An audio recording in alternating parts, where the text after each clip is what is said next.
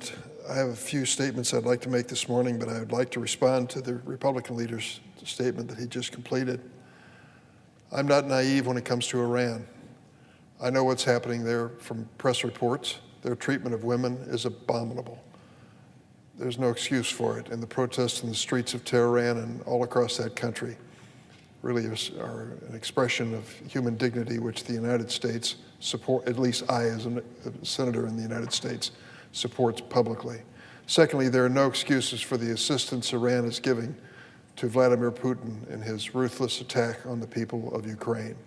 I won't make excuses for that or any other terrorist conduct by Iran. But for the record, it was President Obama who moved forward with the notion that we ought to stop Iran from developing nuclear weapons. They're guilty of bad conduct in many quarters, but we didn't want them to have a nuclear weapon. We didn't think it made America any safer, the Middle East safer, or our allies like Israel any safer either. And so President Obama pushed for arms control when it came to the development of nuclear weapons in Iran and put together a coalition which sounds amazing today.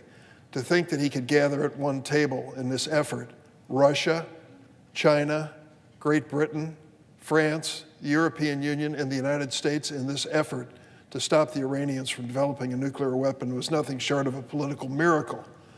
Resisted every step of the way by the Republicans. They didn't want to have this. We did it anyway. And with this nuclear effort was an inspection team, international inspection team, on the ground in Iran to make sure they didn't violate it. We were safer, not by much, but we were safer then. And who came along but President Donald Trump and said his approach would be just the opposite. We're going to eliminate the whole program to stop Iran from developing a nuclear weapon. And he did.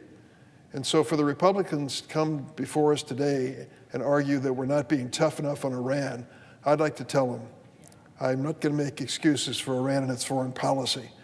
But their nuclear weapons, we had a chance to do something about, and some of us voted for it, some of us voted against it. And I think that ought to be a matter of public record.